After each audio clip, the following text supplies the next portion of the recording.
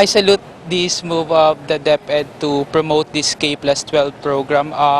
Some people might say na K+12 program should not be prioritized by the government because it may need to appropriate more budget for teachers, for books, for new classrooms. Pero kasi ang results is, well, it may take some time, but I think that education must always be the top priority, and this K+12 program should be pursued by those in authority, especially sa DepEd. Feeling ko hindi makakatulong yung K-12 sa pagpapa-improve ng quality education dito sa Pilipinas. Kasi ano, para sa akin, it's a matter of quality nga, 'di ba? Hindi masusukat ng taon o ng kahabaan ng oras yung matututunan ng mga estudyante. Nasa mga teacher siguro yon, nasa mga estudyante, nasa paaralan kung paano nila i-inject sa mga estudyante yung mga dapat nilang malaman. Tsaka bukod sa magastos rin yun magastos para sa panahon ngayon, di ba, practical. And hindi pa ako sangayon para sa K-12 kasi bukod sa dagdag gastos to para sa mga magulang, nasa bata na rin kasi yan kung gaano sila kabilis matuto sa pag-aaral nila. Kaya hindi dapat magkaroon ng dagdag na 2 taon para sa K-12. Welcome back. Our question is K-12 the answer to problems besetting Philippine education? From Aljon Bisona, thanks Secretary Luistro for saying no to copy this, copy that. It's a waste of time. From Medi Arbolado, implement K-12 then build classrooms? Is it better the other way around? From Leo, the diversity of learners nowadays is different compared to the past. How can trainings improve the K-12 system?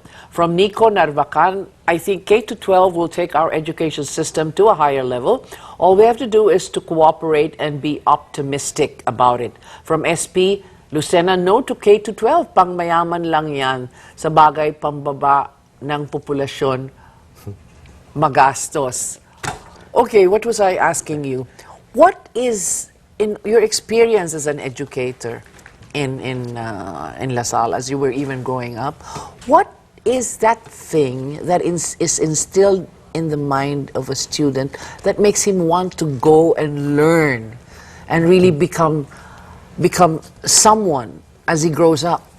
Where is that magic? Only one X factor, and that's instilling fun in learning.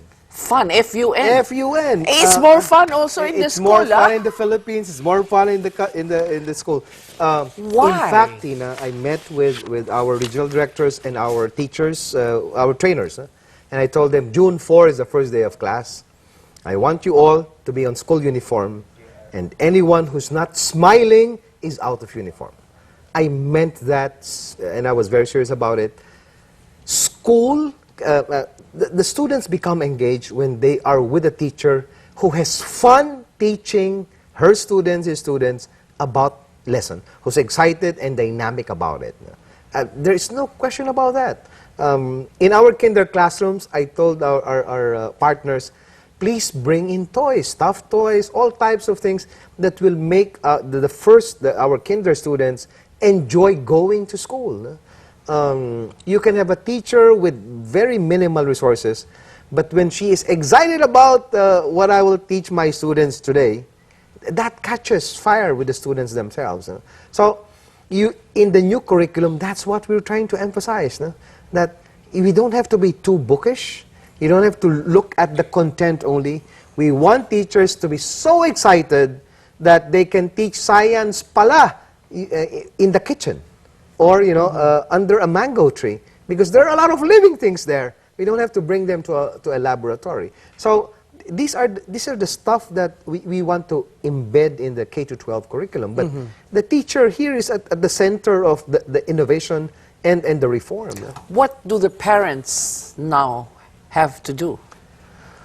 Well, many things. One, the parents will have to provide the basic support system at home, so that when the students go to school, they do not bring with them the anxieties, the problems, and the worries that they are not able to resolve at home. Okay, but if the subject matter, especially with the new introduction of this new curriculum, is brought home by the child who has a parent who is not at all schooled, how does that affect the child's This is love interesting. for This is actually education? interesting because we're trying to develop a farm school, a type of a school where, because the learners are needed by their families during the seasons when you have harvest or planting, not for child labor,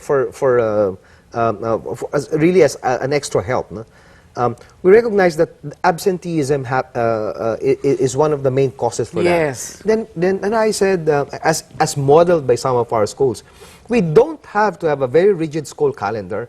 It is possible to adapt the school calendar according In to the relation seasons. to the seasons for harvest and yeah, planting. Exactly. Now, is that time of the student helping his farmer parent lost time? I said no. Only insofar as the teacher is unable to use that experience for the science lesson, the math lesson. So, you're asking our teachers in the farm schools, well, that is your laboratory.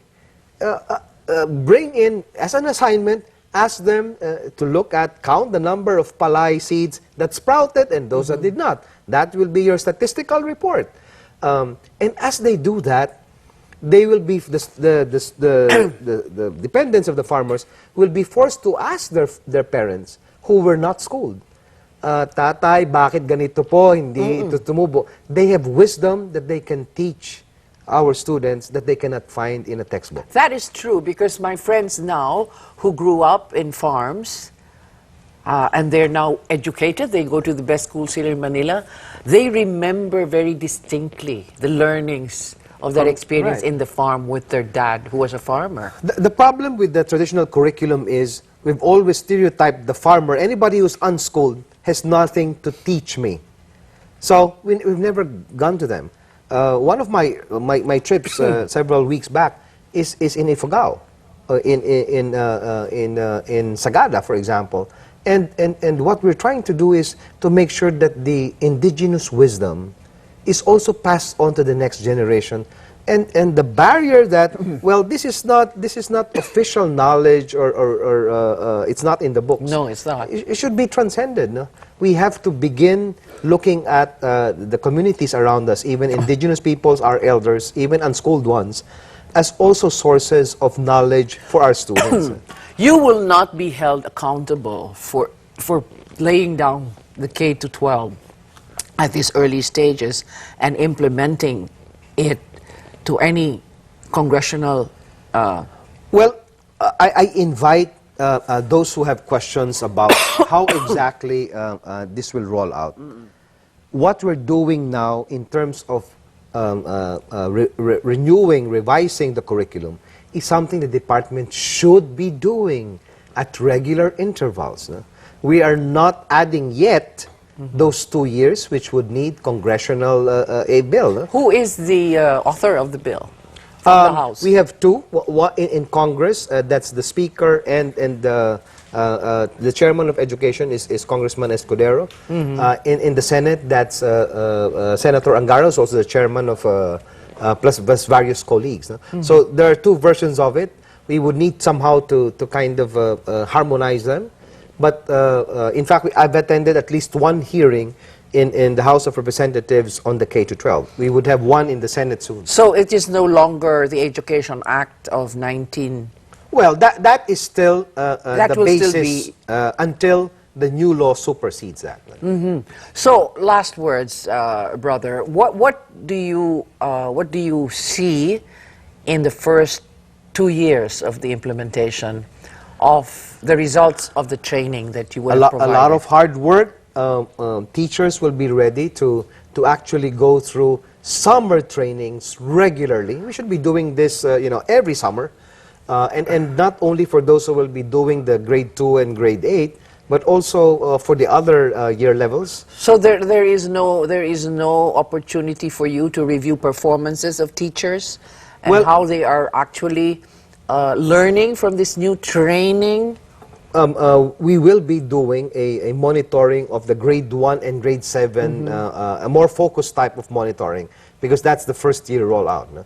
In fact, there will be like a feedback mechanism whereby teachers using the curriculum can immediately send their comments as well as suggested revisions to our committee, so that we could already include that in the next year's rollout. So this will be a continuing development for the curriculum itself, no? Even as we develop the upper years for the other subsequent years. Okay, when will the textbooks be ready? It is now being... They should now be in the process of being delivered. I told them, you start with the farthest school. Now, we've always started with the nearest school. I said, no, change that, the poorest and the farthest school first, and we just cascade that to the urban centers. Our target is by June 4, the students come to school, the teachers are all smiling, and they get their first set. 1:1. Yes, that's right. Every child will have the full set. That's right. That's as a start. As a start. So thank you very much, brother, for joining us. Thank you, Tina. Thank you for your time. I hope we were able to answer some of the nagging questions of our viewers here. Thank you very much to Brother Luistro from the Department of Education. That's all the time we have. Talk to us again next week on Talkback.